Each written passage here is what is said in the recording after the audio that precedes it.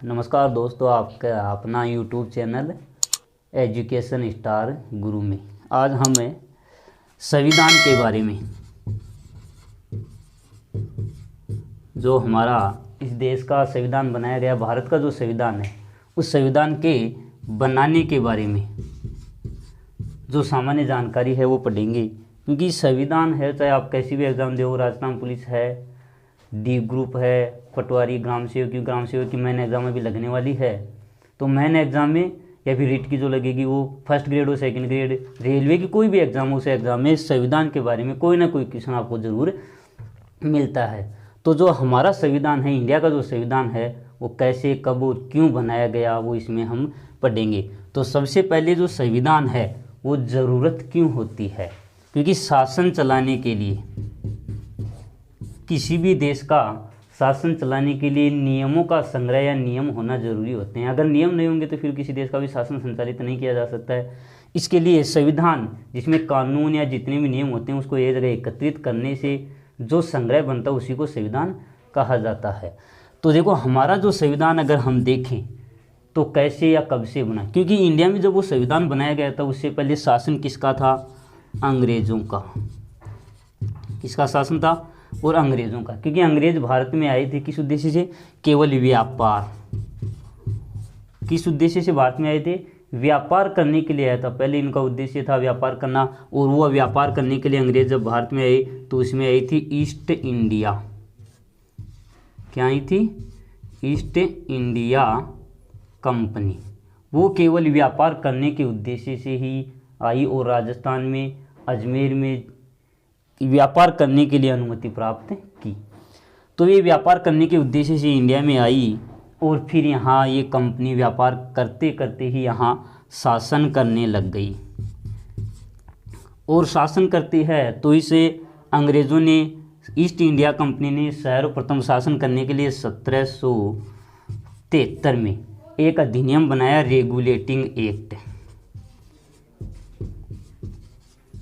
Regulating act.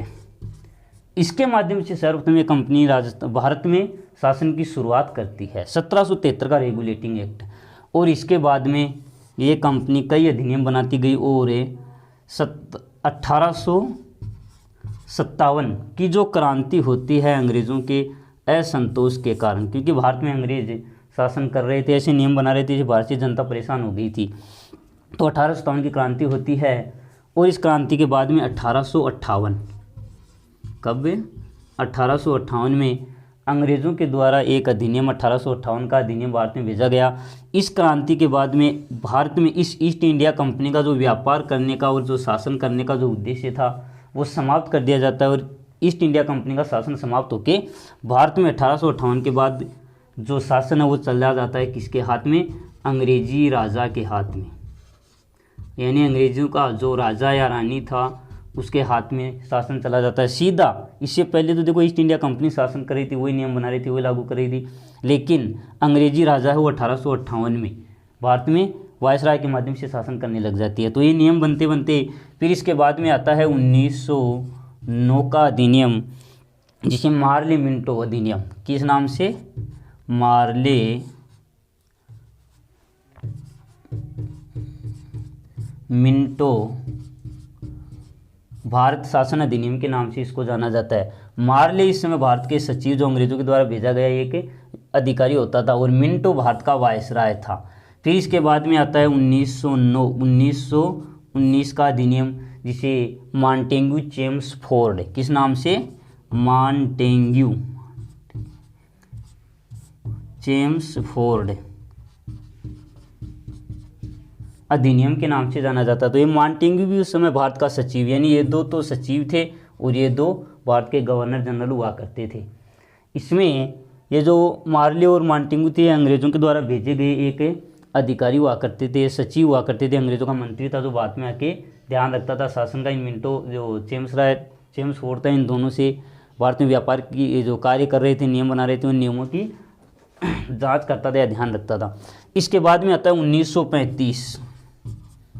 1935 का भारत शासन अधिनियम।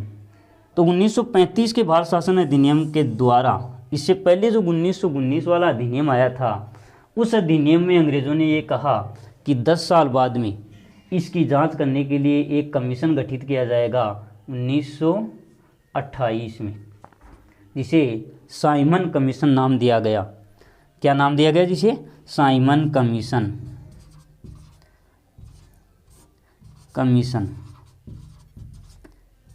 साइमन कमीशन में 7 सदस्य, कितने सदस्य थे? 7 सदस्य थे। अब इस 7 सदस्यीय साइमन कमीशन ने इस 1919 के अधिनियम की जांच करने के बाद में कहा कि भारत में शासन अंग्रेज़ों के द्वारा ही चलाया जाएगा। तो भारतीयों ने कहा कि नहीं भाई, हमारा शासन हम खुद संचालित करेंगे। तो इसके लिए इस अधिनियम के कुछ सदस्यों ने कहा कि आप अपना संविधान बना के दिखाएं। तो 1928 में एक समिति गठित की गई, मोतीलाल नेहरू। कौन सी समिति? मोतीलाल नेहरू समिति। और इस मोतीलाल नेहरू ने ये जिम्मेदारी ली कि हम हमारा संविधान बना के दिखाएंगे, जिसके माध्यम से शासन संचालित करेंगे। तो 1919 में इस मोतीलाल नेहरू की समिति के द्वारा भारत का पहली बार संविधान बना के तैयार किया गया और अंग्रेज़ों को सौंप दिया गया कि हमारा संविधान इस तरीके से बनेगा, जिसमें मौलिक अधिकार भी पहली बार संविधान के माध्यम से देखे तो इसमें शामिल किए गए थे। फिर जो 1935 का अधिनियम आया, इसके बाद में आया 1947। इस 1947 के अधिनियम के तहत ये कहा गया कि भारत का जो संविधान है भारतीयों के द्वारा बनाया जाएगा। तो इसके लिए एक मिशन आया भारत के संविधान को बनाने के लिए, कैबिनेट। कौन सा मिशन? कैबिनेट मिशन, जिसमें 3 सदस्य थे। 3 सदस्यीय कैबिनेट मिशन ने विंस्टन चर्चिल, उस समय ब्रिटेन के जो प्रधानमंत्री थे भारत के संविधान बनाते समय, उसने कहा कि ये जो 3 सदस्यीय कैबिनेट मिशन है वो भारत में संविधान की व्यवस्था को चेक करेगा, भारतीय लोगों को बताएगा किस तरीके से संविधान बनाया जाएगा। तो इस 3 सदस्यीय कैबिनेट मिशन ने भारतीय संविधान में बनाने के लिए संविधान सभा, किसका? संविधान सभा, ये हमारा संविधान फिर बनाती है। संविधान सभा जो है वो हमारा संविधान बनाती है। इसके लिए संविधान सभा का गठन किया गया। तो इस संविधान सभा के गठन के लिए कितने सदस्य? 389 सदस्य समिति जो है संविधान सभा है, इसका गठन किया जाता है। टोटल 389, जिसमें क्योंकि भारत में अंग्रेज़ों के शासन के समय कुछ जो राज्य थे या कुछ जगह थे अंग्रेज़ों का प्रत्यक्ष शासन था, जैसे राजस्थान का अजमेर, मेरवाड़ा, वहाँ अंग्रेज़ों का केंद्र शासित प्रदेश हुआ करता था। इसके अलावा जो देशी रियासतें थी, उस देशी रियासतों के भी जो राजा महाराजा थे उनके प्रतिनिधि भी मिला के टोटल 389 सदस्य भारतीय जो संविधान सभा है उसमें शामिल किया जाता है। 1946 में संविधान सभा है वो गठित कर दी जाती है। इस संविधान सभा के सदस्यों की संख्या याद रखना 389 थे, लेकिन इसमें मुस्लिम लीग, कांग्रेस और अन्य जो देशी राज्य थे, राजाओं के जो प्रतिनिधि थे, वो शामिल करके 389 सदस्य थे। अब 389 जो ये सदस्य थे, इसमें आपकी जो मुस्लिम लीग थी, जिसको लीग के नाम से भी जाना जाता है, ये मुस्लिम लीग के सदस्य जब भारत का विभाजन होता है उसमें भारत से चले जाते हैं। तो इस मुस्लिम लीग के जो 389 सदस्य जाने के बाद में भारत में 324 सदस्य टोटल बचते हैं। कितने? 324 सदस्य भारतीय संविधान का निर्माण करने के लिए कार्य करते हैं। तो 389 सदस्य इस देश का संविधान बनाते हैं। लेकिन जब संविधान बना के तैयार हो गया था, उस दिन संविधान सभा में टोटल सदस्य उपस्थित थे 299। कितने सदस्य? 299। देखो 389 टोटल गठित किए गए। मुस्लिम लीग पाकिस्तान में चली गई, 324 बच जाते हैं। और फिर 299 संविधान बना दिया गया था, उस समय 299 सदस्य रहते हैं। लेकिन इस 299 में से भी सदस्य 284 सदस्य भारतीय संविधान पर हस्ताक्षर करते हैं, जो भारत का संविधान बन जाता है। 2 क्वेश्चन बनते हैं। क्या बनते हैं? पहला क्वेश्चन कि संविधान सभा में कुल कितने सदस्य थे जब गठित की गई थी? 389।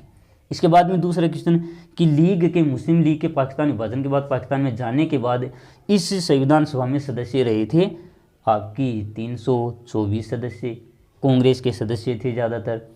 फिर जब संविधान बना लिया गया, तैयार कर लिया गया, तो उस समय उपस्थित सदस्य संविधान सभा में 289, लेकिन हस्ताक्षर 284 सदस्य करते हैं। 2 क्वेश्चन कैसा? संविधान सभा में टोटल सदस्य 389, संविधान पर हस्ताक्षर करने वाले सदस्य 284 थे। अब ये संविधान सभा को जो गठित किया गया, तो इसके लिए कई समितियां बनाई गई, क्योंकि भारत का इतना बड़ा संविधान बनाना था। तो इस संविधान में कितने सदस्य शामिल होंगे, कितने सदस्य शामिल किए गए थे। तो इस देश के लिए अलग अलग, जैसे झंडा समिति जो झंडा बना रही थी, कोई झंडे में क्या रंग होंगे क्या नहीं होंगे। देशी रियासतें अलग अलग, जो 565 रियासतें थी भारत में, कितनी 565 रियासतों का एकीकरण करना, राजाओं महाराजाओं को मना के शामिल करना। इसके अलावा जो केंद्र शासित प्रदेश थे उसको भी शामिल करना। और संविधान बनाने के लिए इस संविधान सभा में जो टोटल समितियां गठित की गई थी, याद रखना भाई, समितियां कितनी समितियां थी, टोटल 22 समिति, 21 बता देते हैं लेकिन 22 समितियां, जहाँ तक मैंने पढ़ा है कि 22 समितियां संविधान सभा में शामिल थी। उसमें से सबसे प्रमुख समिति थी वो थी प्रारूप। कौन सी? प्रारूप समिति। और एक समिति और आती है, वो समिति आती है रियासती विभाग या रियासती समिति। ये 2 समितियां याद रखना है। रियासती समितियों में आपके इनके दोनों के जो अध्यक्ष थे वो याद भी रखना है। जो प्रारूप समिति थी, इस प्रारूप समिति के सदस्य टोटल थे 7। ये जो प्रारूप समिति संविधान सभा की जो समितियां थी, टोटल 22 समितियां। इस 22 समितियों में से प्रारूप समिति महत्वपूर्ण थी। तो थोड़ा सा एक बार इसको मिटा देते हैं।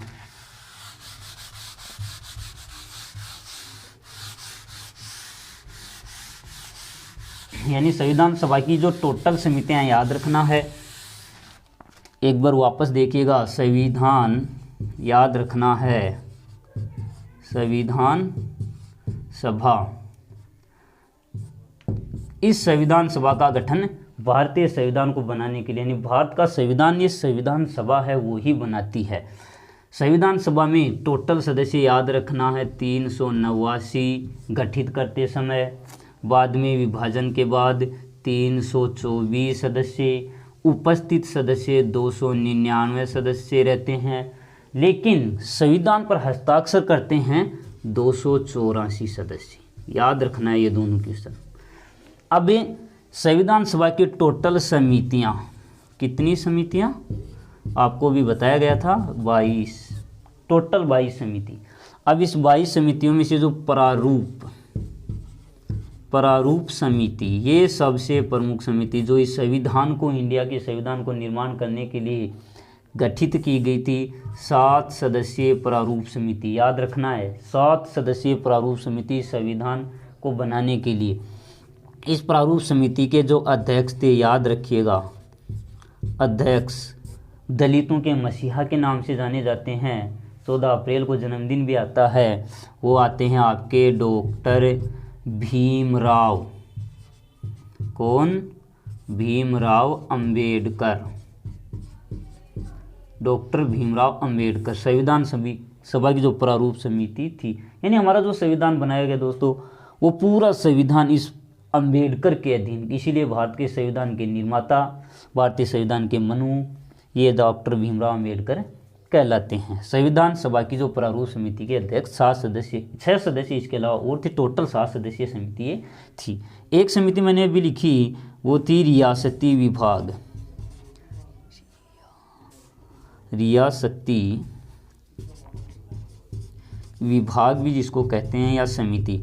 ये रियासती विभाग के बिना हमारे देश के संविधान को बना तो सकते थे, लेकिन लागू करने के लिए कल्पना नहीं की जा सकती, क्योंकि जो 565 रियासतें थी, उस रियासतों को एकत्रित करके एक भारत बनाना जरूरी था। जो इसके अध्यक्ष थे आपके वल्लभ भाई पटेल, सरदार जी, सरदार वल्लभ भाई पटेल। ये आपकी रियासती, कितने रियासतों को एकत्रित करने का कार्य सरदार जी ने एक जगह एकत्रित किया, और ये संविधान बनाने के लिए प्रारूप समिति ने कार्य किया। टोटल 2 वर्ष 11 माह और 18 दिन ते कार्य करने के बाद हमारा ये संविधान बनके तैयार होता है। बाकी इसका विस्तारित रूप से आगे वाली वीडियो में फिर से डाल दिया जाएगा। नमस्कार दोस्तों।